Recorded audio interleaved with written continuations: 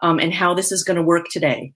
My name is Jennifer Reynolds. I'm the owner of Sauce Goddess Gourmet, and we make obscenely delicious sauces, spices, kettle corn, and dip mixes. And what we're going to focus on today is the 5 methods for infusing flavor into meat, fish, and veggies. And I've got a video that I'm going to show you. And then we'll do a little question and answer at the end. It's complicated, so I've actually got all 5 of them spelled out, how you use them, and then a recipe suggestion, and video on how I made it, and all that kind of fun stuff. So I'm super excited to be here. I'm glad I've got so many of you anxious attendees ready to go and ready to cook. So let's figure out how in the world we actually start the video. Let's see here. Entire screen share. Hi, everybody. This is my computer. So let's watch this. All right. Your kitchen called. It wants to have fun again. Cooking can be fun. It really can be. It doesn't have to be difficult. It doesn't have to be expensive. It doesn't have to be time consuming. And it doesn't have to be unhealthy. Hi, I'm Jennifer Reynolds, and I own Sauce Goddess Gourmet. And we make obscenely delicious sauces, spices, dip mixes, and kettle corn.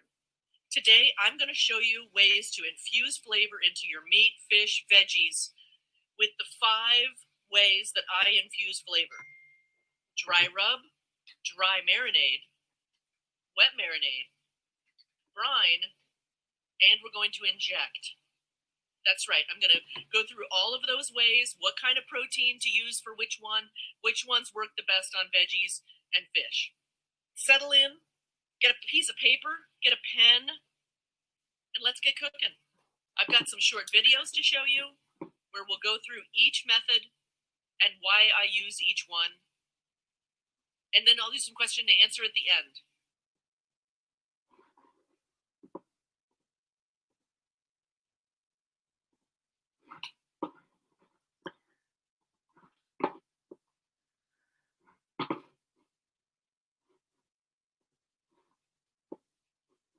Okay, I'm ending my screen share temporarily. There's something going on with the chat function. They just sent me a text. So please text me any questions you have. I'm going to give you my business line. It's 619-997-8684. I'm sorry. Oh my goodness. I gave you the wrong number. 619-997-9282. Okay. So fire me a text and then I will answer those at the end. All right. Let's get back to the video.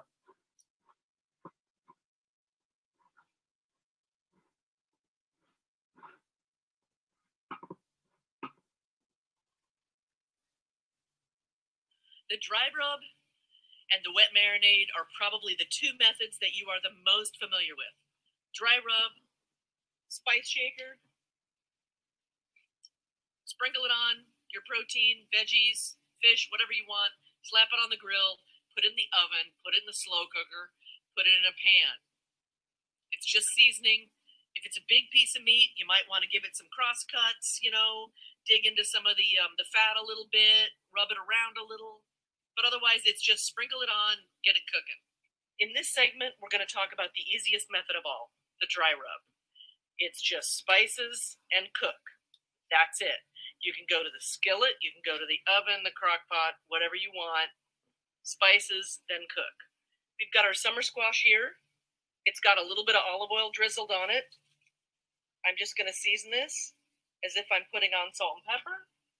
Get out my tongs. Move this stuff around just a little bit so I can get the other side. And then we're just going to put it on the grill. Cook everything. And now we have our steak. A little New York steak. Just going to throw a little bit of our sweet heat seasoning. I do like using this on steaks quite a bit. I like a little bit of heat. Now with this, I am rubbing it around. I want to massage it into the meat just slightly. And now that I've touched this with my right hand, my left hand goes onto the shaker.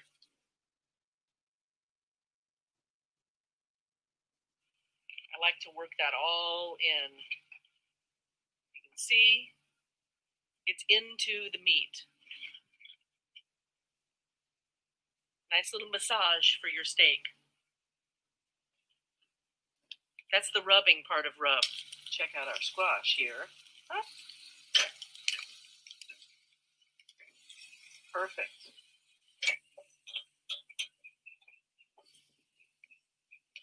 I'm going to go ahead and put the steak on.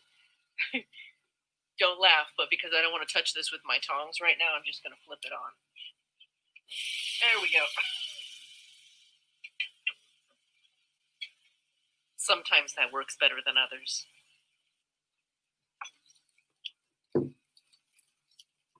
Okay. Squash is looking great. I'm okay with a little toasty. Fantastic. That is just going to be marvelous. It gets kind of sweet. Now the steak, on the other hand, is over here, and I went inside for a second. That looks fantastic. I'm going to turn it around.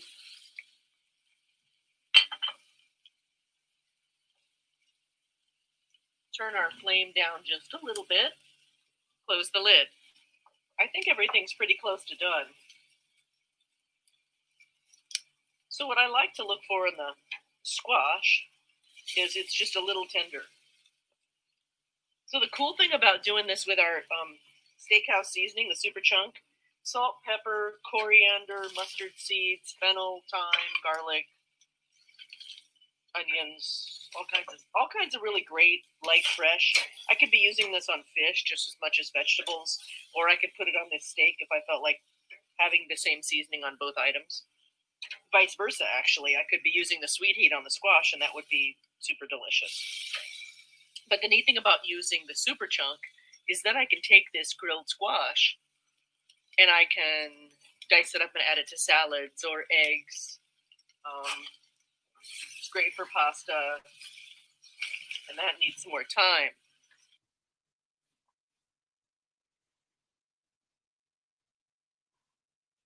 The dry marinade is similar to a dry rub, except you're going to give it extra time. So instead of putting the seasoning on and slapping it right on however you're cooking it, your cooking method, we're going to actually take and chuck it into a baggie or a plastic storage container or glass, whatever you use for storing things, meat, fish, veggies, whatever, in your fridge. So we're going to take the raw meat, we're going to put the dry seasoning on it, and we're going to let it camp out in the fridge for 4 hours or possibly as long as overnight. I do that to make pollo asada, carne asada. I do that. Sometimes I use it with fish, but usually not. Usually fish and seafood, I just season and it gets cooking. It doesn't typically need that extra time for the dry marinade. I use this for something like portobello mushrooms in terms of veggies. For this part of the class, we are going to make a dry marinade and create pollo asada using Sauce-Goddess Latin heat seasoning. So the point of a dry marinade is to use dry seasonings and give whatever protein you're putting it on, in this case chicken thighs. The idea is you're marinating just like you would with a wet marinade, but you're giving it between 4 hours maybe. You can go as long as overnight. And you're truly infusing the flavors in a lot more than just sprinkling this on and going to the grill or the oven or pan or whatever you want to do. So I'm going to incorporate a couple of items, obviously Latin heat. And I've got 5 chicken thighs in here. And I am just going to put a palmful of the seasoning in here. Palmful of seasoning. So we have our seasoning. That's the dry part. I'm going to add some, let me move that out of your way so you can see what I'm doing. We've got cilantro. These are cilantro leaves. Just going to cut a few. Doesn't have to be pretty. They're just part of the marinade. They may end up on the chicken at the end. Cilantro. It's going to give it a real citrusy, fresh flavor. Some people don't like cilantro. Some people are allergic to cilantro. I happen to think it's fantastic for pollo asada. I am going to cut, let's do like 4 rings on the butt end of the lime. And I'm just going to chuck them in there. Let's get this all zipped up. Get the air out of it. And then I'm working the flavors into the meat. Oh, this is going to be great. So if I was using chicken breast, I would probably add a tiny bit of oil, maybe a teaspoon, just to sort of keep things juicy. Chicken tenders would be great for this also. I happen to like the thigh meat. I want to make sure that cilantro is spread around. There we go. Ta-da! 4 hours in the fridge, and then it's ready for the grill. It's time to grill, and when I say time to grill, I mean everything's going on the grill. We've got zucchini, peppers, and some pollo asada. Because when I get out the grill, everything goes on. That's just the way I roll. Let's get grilling. Okay, see how everything's doing. Good. We're getting some cute little grill marks. Oh, nothing on that one yet. Flip these over. Now, they might not be done yet, but I do like to kind of rotate them. Otherwise, they can get a little extra charred in certain spots on the grill. And the more you grill, the more you know your grill. And you know where you can put things and where they're going to be super hot and all that kind of stuff. So now let's close her back up again. Okay, I'm feeling a little OCD right now. My grill looks extra organized. I'm just saying. We've got the peppers, the chicken, and the zucchini all lined up all cute. Too funny. I'm going to close the lid, let things cook, and I'm going to go clean my dirty tongs that have raw chicken on them. Got to clean those between flipping.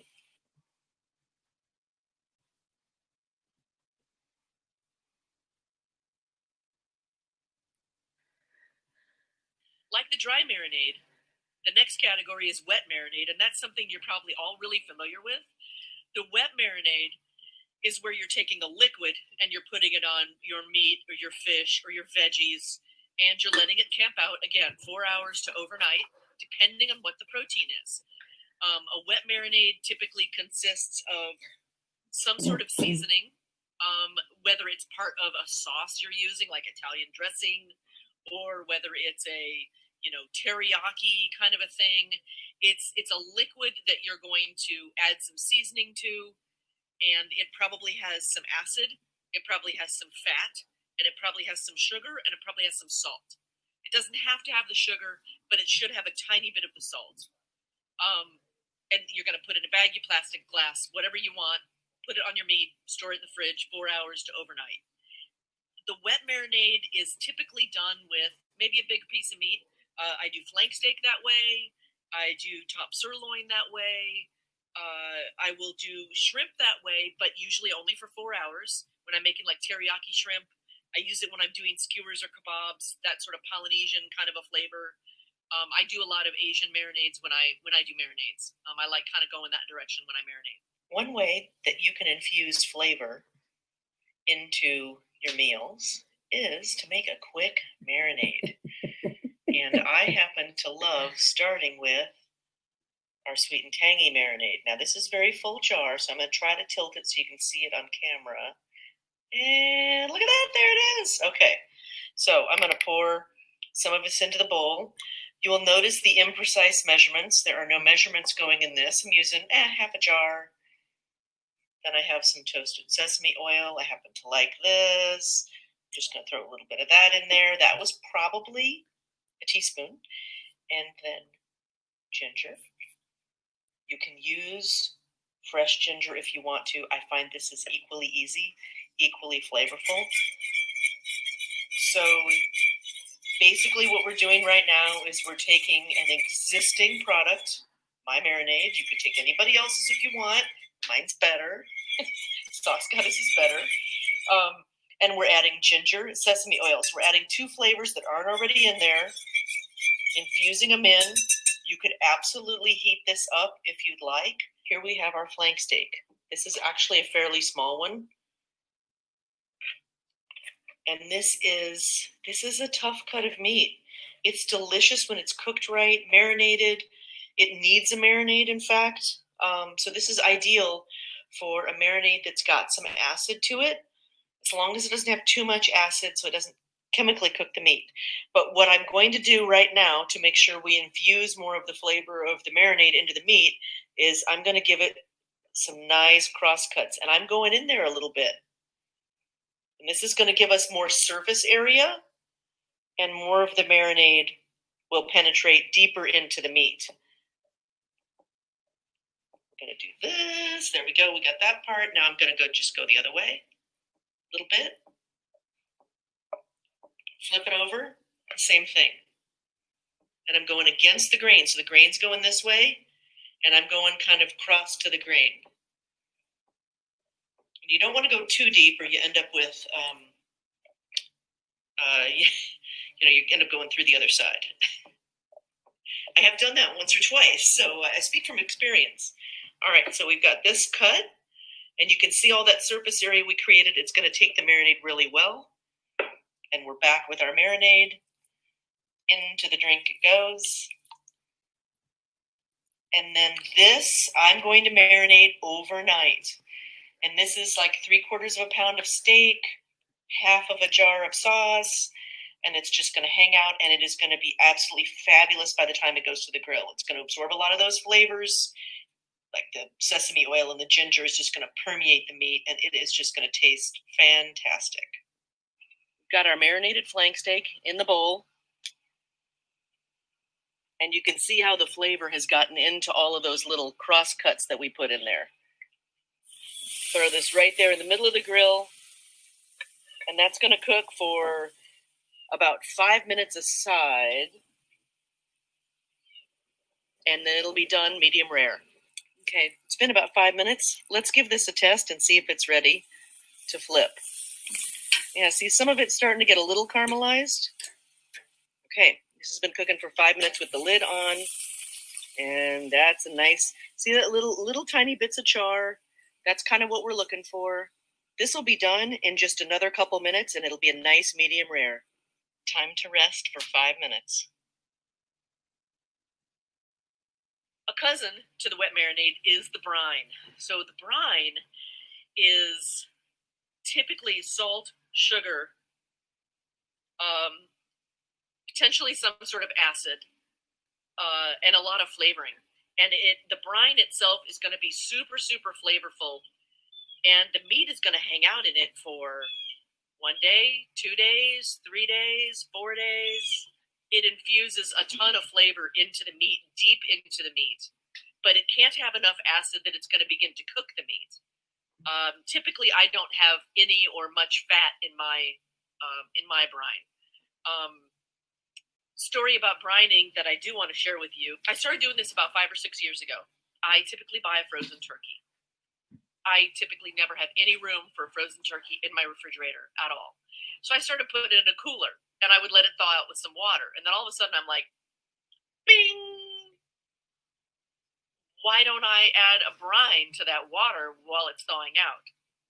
So the recipe is on saucegoddess.com, but it's as easy as you're going to build your brine, whatever you want to use. I happen to like our Big Tom's turkey rub, obviously because it's made for turkey and it's brine spices. I also like our steakhouse seasoning. Both of those are really effective, and I've used both of them over the years. But basically, you're going to make a very strong brine, and you're going to take all the plastic off of the turkey. Do not worry about the bag of goodies inside the turkey, and put it into a cooler big enough to hold the turkey and big enough to hold a bunch of liquid that's going to cover the turkey entirely. And then you need a cookie sheet, a glass baking jar, something big enough to weight down the turkey, because you got to keep it under the liquid the whole time it's thawing out. It cannot be exposed to air. Anyway, I brine it in the cooler for 4 days, sometimes 5, depending on when I buy it and when we're eating it and all of that. And as long as you keep that at 41 degrees in there, you're golden. It's just like your refrigerator, and everything is going to stay totally fresh. It's ready to go into the oven. About day 3, 2.5 to 3, it's thawed out enough to pull the goodies out. You can get the neck out, the gizzards, all the all the stuff that you may or may not like to cook with. And that is my easy recipe for brining a turkey. And your refrigerator will be free for all the other stuff you want for Thanksgiving. It's a win-win all around. In this segment, we're going to talk about brining. It's basically adding salt and sugar and other flavors like chilies or herbs to a low-fat cut of meat, maybe something that needs to be tenderized like a brisket, or something that tends to dry out like pork loin or turkey. So today what we're going to do is I'm going to do a pork loin for you to show you this method of infusing flavor into your meat.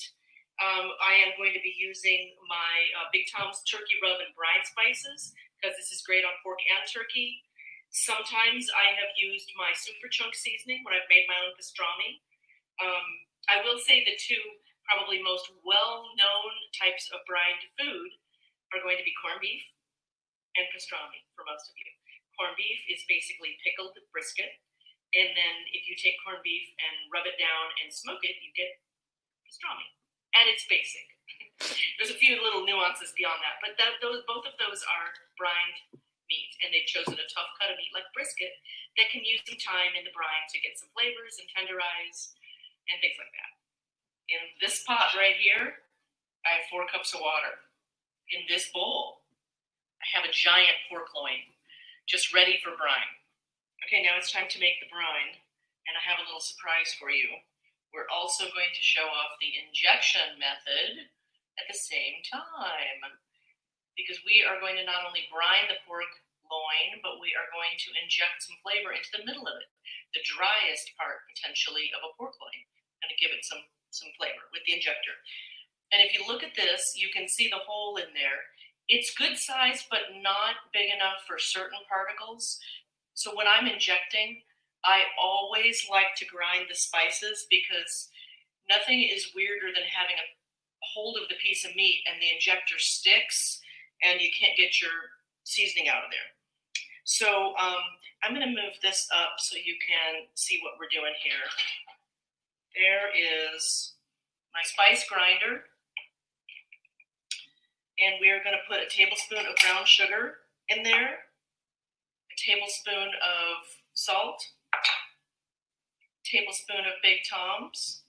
I'm going to put the lid on.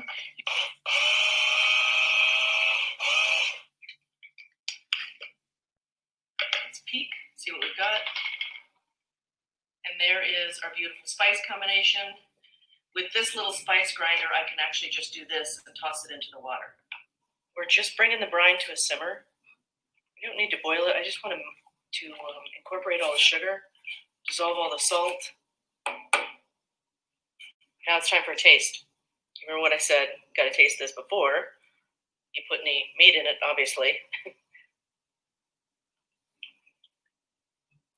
Delicious. Slightly sweet, definitely salty, and full of rosemary and thyme and sage and all the great stuff that we've got in the turkey seasoning. It's going to be fantastic on the pork. So we'll turn that off. And now I'm going to add a cup of ice water. Because we want to cool this down. We don't want to put a hot liquid on our pork loin. Or any meat you might be doing this with. We are going to actually offload some of this and inject with it. But I'm going to add a little something to it first. And last but not least is probably the most underutilized method for infusing flavor into meat. Unless you are a competition barbecue person or you love to get out the smoker and you're cooking big pieces of meat all the time. Injecting is designed to infuse flavor into a physically large piece of meat. So a brisket is, this fat at its fattest point. Well, how are you going to get flavor into that middle part? The best way is to inject the flavor straight into the middle. So you can use a brine, similar to a brine solution, or you could use what you would use as a marinade, or you can use a liquid and flavoring. I'm sure that you've seen the Cajun turkey injection kits, and that's like butter and Cajun seasoning, and you inject that right into the middle of the turkey breast so it doesn't get all dried out. Anyway, so injecting is the last and the least common method for infusing flavor into your meat, fish, or veggies. I'm going to take a half a cup of the liquid, and I'm going to add just like a tablespoon of olive oil. And that's going to go into our injection liquid. So here's the liquid, and there's a tablespoon of olive oil. And this is what we're going to inject while it brines. Fantastic, right? Okay, it's time to inject, and then we will be ready to brine. So I've got my pork loin, I've got my injector, and you can kind of see it puffing up a little bit as it takes on the liquid. So then we'll go over here, we'll add a little bit, we'll come over here, and I'm going in about maybe an inch, inch and a half. Oh yeah, tons of flavor going in, I love it. The reason I like to inject certain pieces of meat is not only because it helps me get some moisture in there, it's also a lot of times it's a part of the meat that gets no seasoning. So I'm going to go ahead and throw the rest of this on there, and then we'll add the rest of the brine and put it in the fridge, and it'll be good to go for a couple days. Our pork loin has been brining for 2 days. It's in the liquid, it's in the soup, the briny soup of Big Tom's, which has rosemary and sage and parsley and thyme and salt, pepper, and garlic and all that good stuff. And there's a little bit extra salt in here and a little bit of brown sugar. And now I'm ready to rinse it off, pat it dry, season it up, and get it in the oven. We have our brined pork, olive oil and butter for the pan. We're going to brown it and then put it in the oven. About a tablespoon of butter and a tablespoon of olive oil ought to do it. So this has been patted dry and all the liquid drained off. And now we're going to give it a nice, generous seasoning. This is the rub part of the flavoring. First we brined and injected. Now we're going to rub this on. Rubbing is just a fancy word for sprinkling and spreading around. Actually, it's not even a fancy word. It's just sprinkling and spreading it around.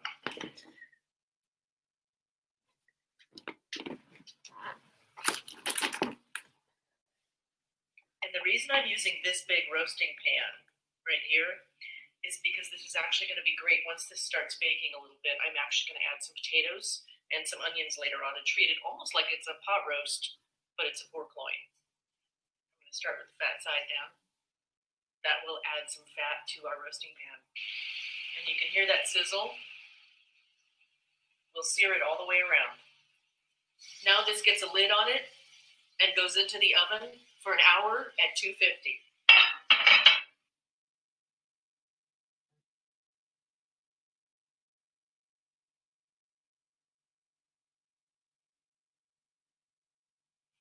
Here are my recommendations for the 5 methods we discussed. For meat, fish, veggies, and fruit, you can use the dry rub, the dry marinade, and the wet marinade. For meat only, you're going to use brine and injection. Thank you so much for attending this session. I invite you to shop with us or find a retailer at saucegoddess.com.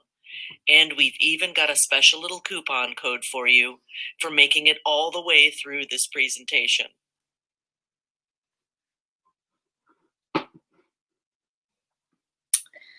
Well, I don't know if I'm doing something incorrect or not. I would like to share a couple of ideas I had after shooting this video, because I think there's a few things that I realized after I made it. There was a couple of things I wanted to add, and I thought it would be good to do that in person. And so, first of all, one of the ideas that I thought of is something that I've done before. There are 4 PDFs that go along with this class, and one of them is about infusing flavor into your pantry. And one of the key ways I do it is I like to infuse chilies into my food, but sometimes I like the heat of habanero, but I don't want to bite into a random habanero because I don't want to light myself up too much. So what I do is I infuse the chili, in this case, the brine, where I was warming up the brine. You can add chilies to that and then remove them. So away go the chilies, away go anything spicy like that, but you're getting the warmth. You can use jalapenos. You could also use something else in the brine. In other words, you could put whole onions in there. You could really make a super flavorful soup for whatever your protein is to hang out in. And then you've also got the option of using juices in place of some of the liquid when it comes to a marinade or a brine. So you could use, say, if I was doing pork, or if I wanted to maybe grill some pineapple and I wanted to marinate it, it was part of the kebabs I was doing, something like that. Orange juice would be great for that. Apple juice would be good for pork, but I'll tell you, apple juice, you're going to have to use the bottled stuff. But with the orange juice or any citrus, I always use fresh. I never use the bottled because there's always other stuff in there. Half the time it's fresh from concentrate. I would rather have fresh squeezed orange juice as part of my liquid component for a marinade or a brine. And that would give you the sugar coming from fruit instead of coming from sugar, if that makes sense.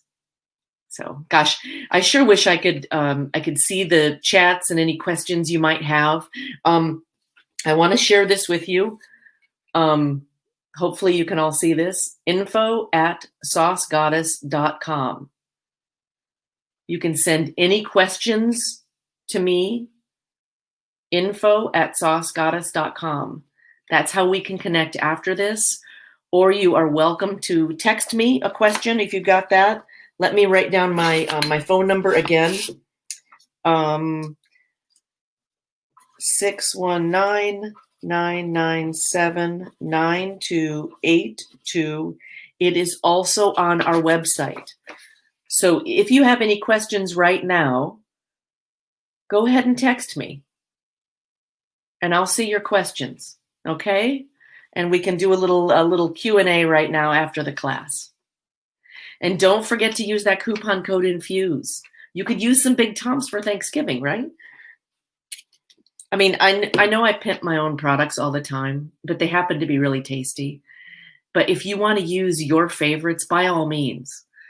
But use some of the tools that I showed off, because it's kind of fun to add some flavor, especially if you're gluten-free or you're on, you've got specific allergies and stuff. Some of the stuff is limited in terms of what you can get. And, so I'm happy to help with any information. And I happen to think my products go along really well, but they may or may not be for you. Anyway, I'm going to hang out here and see if anyone's... Oh, here's a text message. How much of the salt is absorbed into the food?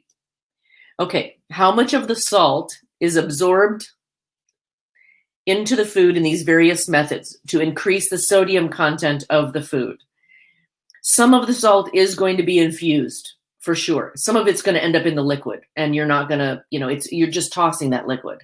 So not all of it is going into the meat.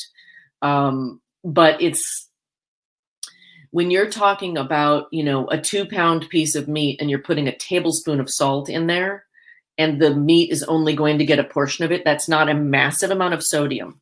If you are on a sodium restricted diet, you can go salt free if you want to.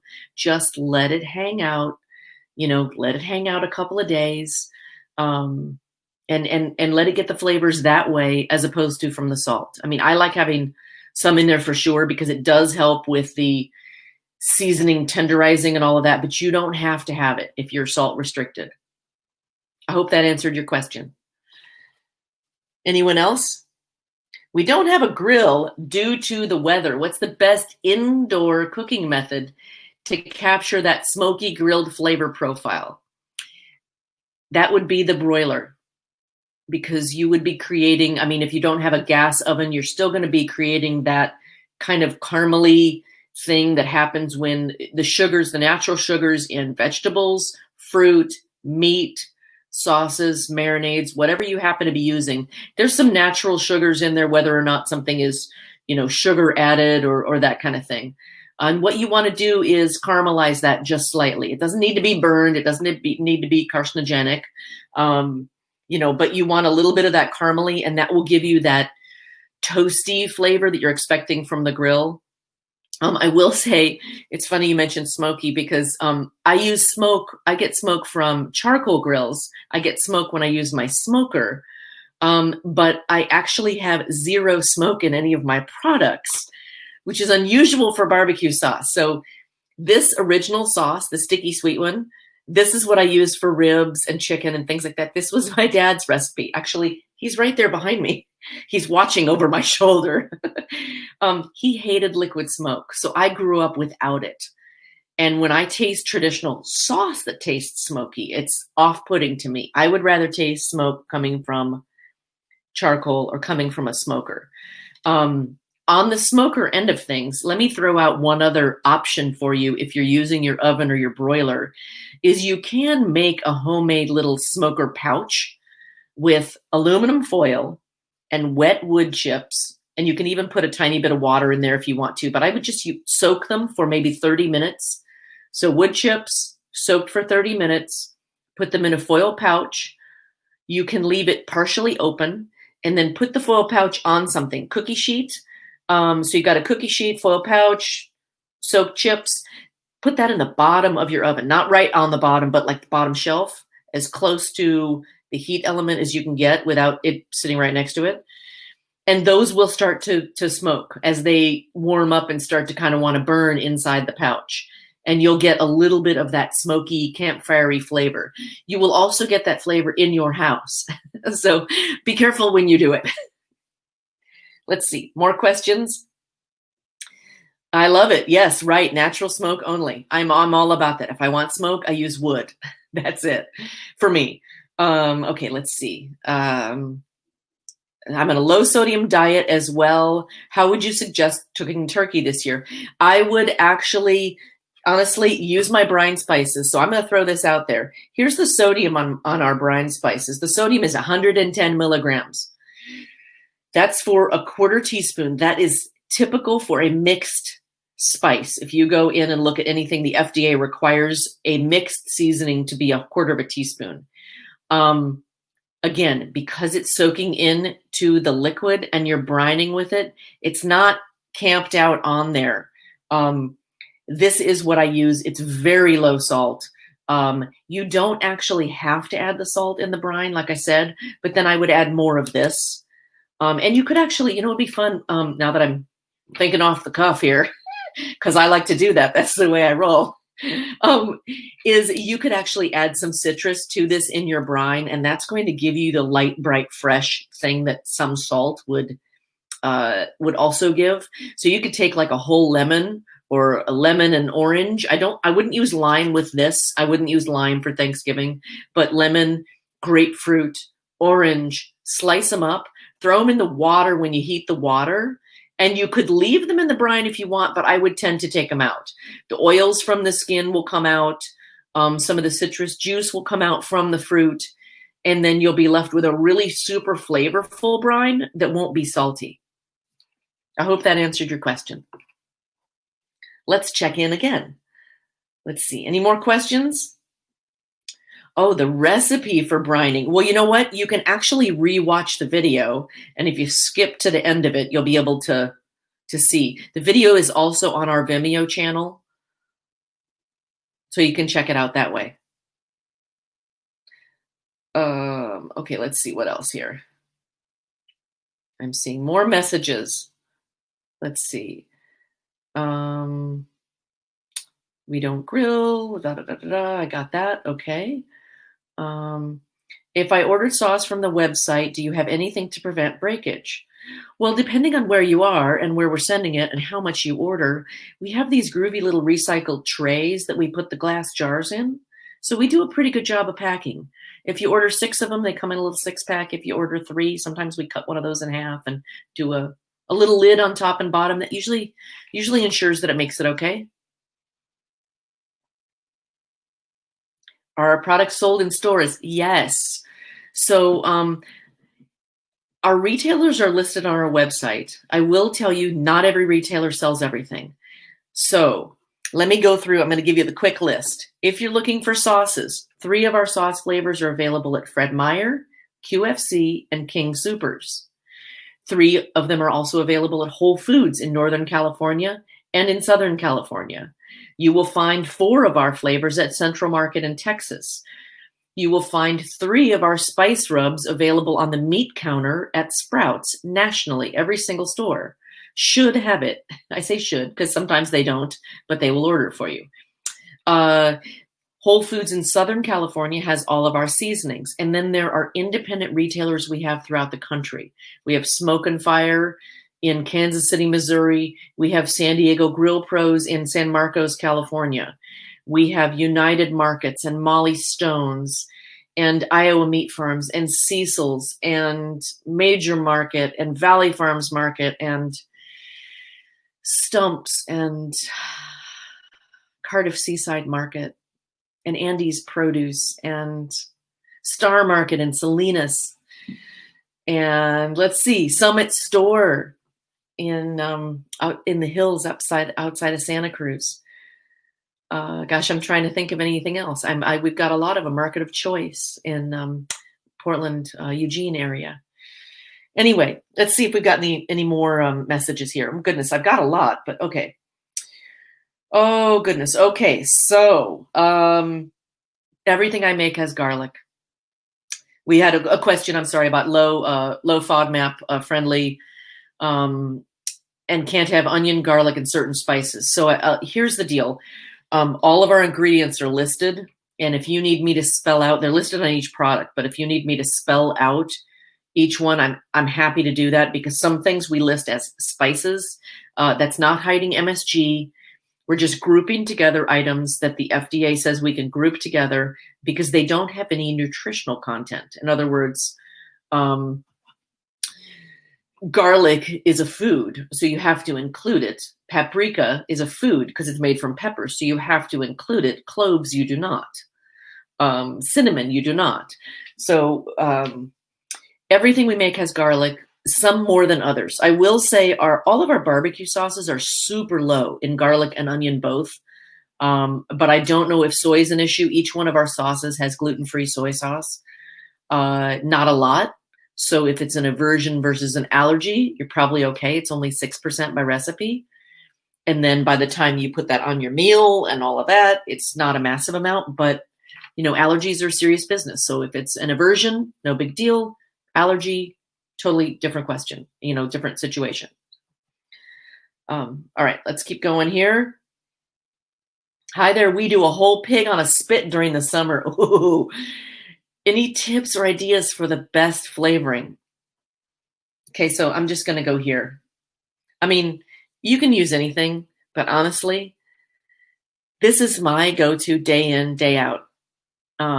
Right now, I am sheltering at home with my mom in Michigan, and she just keeps laughing every morning at breakfast when I reach for that, or when I need a little something on my salad, I reach for this. But this is fantastic with pork. It has organic brown sugar, chili flakes, cayenne, garlic, onions, a little bit of cloves. It's great. And again, no smoke, but this is my rib rub, briskets, that kind of thing. The other one that you could try if you want to get a little wild would be our brand new Jamaican jerk.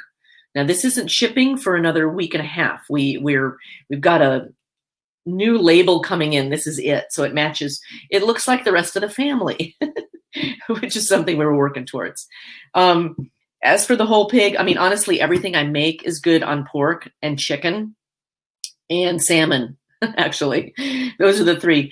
The Moroccan would be super fun on a whole pork as well, but it shifts it into some very interesting flavors. So you've got cardamom, cinnamon, allspice. It's really exotic. It is definitely not going to be traditional barbecue, but it would be delicious on the pork. And you could put it, in the inside and on the outside. And you could inject with this, but I would grind it just like we talked about. So actually a whole pork, a whole pig is perfect for injecting. I hope that helped. All right, let's see the other questions here. Where do you live? It sounds like you're in Northern California. So am I. Actually, my company is based out of San Diego, but I am in Northern Michigan right now. But I am in Northern California all the time. I have a ton of retailers in that area, like I do in Southern California. And then we've got a smattering of Texas and the Midwest because I love barbecue. So anyone from Texas, feel free to give me a text, a little shout out to my friends in Texas, because I'm going to tell you, I've never had brisket like I've had in Texas, or smoked sausage. It's very unique to Texas. Just like I've never had shrimp and grits like I've had in New Orleans or the South. Oh, good. I'm glad that helped with the whole roasted pig. Anyone else have any questions at all? So, a jerk chicken recipe. I would actually use the jerk chicken. I would use that the dry marinade, like I suggested with the Latin heat seasoning. I would do it with jerk, and I would throw some oranges or lemons in there instead of the lime. I mean, you could use lime. You could throw pineapple juice in there. You could do a wet marinade. To me, jerk is fantastic for chicken, and you can do the breast meat or the thigh meat. I prefer thigh all the time because for me, I'm easily distracted when it comes to my cooking. I'm talking to someone, I'm refilling my glass of wine, I'm entertaining, whatever's going on, but I'm easily distracted. And chicken breast has like a nanosecond of a window before it goes from being moist and delicious to cardboard. It's overdone. You can't go back. And chicken thigh is not that way. Chicken thigh, you probably have a 10-minute window there of, you still might overcook it, but boy, it's still going to be juicy because there's enough little fatty stuff going on in there. But the jerk, I would just, like I said, just use this seasoning and throw some citrus in there. You don't need any oil, but I would definitely add some, that juice in there. I don't know that I would add any spices. I don't think it really needs the cilantro or anything. I would just go with the jerk seasoning, and there's a little bit of heat in this one. So we have 3 that are spicy: the jerk and the Latin and the sweet heat. Whoa, whoa, whoa, whoa! These are all on the spicy spectrum if you like it spicy. And the other 3, the Moroccan and the super chunk. Let me hold these up here too. This might be easier this way. The Moroccan, the super chunk, and the turkey are mild. We've got red pepper flakes in these 2, in an itty bitty amount of cayenne in here, but not very much, just a tiny bit. And it's just kind of to balance out the tiny bit of sugar that's in there. It's all a balance. The sugar mellows out the capsaicin and the chilies, and it's just everything, everything's a balance, everything in moderation, right? Okay. Anybody else?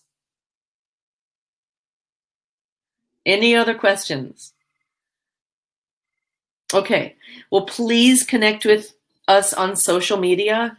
Our links are on our exhibitor page. So you just go to, I believe we are exhibitor 8. So you can shop, you can enter. We've got 3 drawings going on. There's a downloadable printable coupon there that you can take into your store. There's actually 2 of them on there. One's good for 2 for $1.50, $1.50 off 2, and one is $1 off each. You can go into any retailer right now and use those, or you can shop on our website. And we've got lots of coupons on the website as well. And the coupon at the end of this, Infuse. Okay. Any other questions? Oh, let's see. Is there one more? Oh, I thought I had one more new one. Let's see. Tell us how to access the PDFs. Oh, I'm so sorry. I didn't see this text message. So the PDFs actually should be with the presentation. So when you go to the presentation, the PDFs should be there. There are also some on my exhibitor page. If you cannot find them, email me, info@saucegoddess.com, and I will happily send you the PDFs, okay? So if you can't find them to download them, I'll send them. Easy peasy. And please share this with your friends. I mean, we're trying to, we want a tribe that's the size of, I don't know, New York City, whatever. Okay, let's see. Low sodium diet. Yes, we talked about that. The recipe for brining, we talked about that. And let's see. Aha, someone from tech support is chiming in. Thank you, Liz. Tell them to scroll down and the PDFs are where it says download files. There you go. They are a green rectangle. Thank you very much, Liz. Appreciate your help on that. Absolutely wonderful. Well, thank you very much, everybody, and I look forward to hearing from you. You are welcome to sign up for our email newsletter. That is on our website. That is also over on our exhibitor page, Sauce Goddess. So just look for us, sign up for some drawings, all that fun stuff, okay? Have a great time at the rest of the show. And if I didn't answer your question or you need more information from me, please feel free to email me, or you can set up a private chat if you'd like. Thanks again.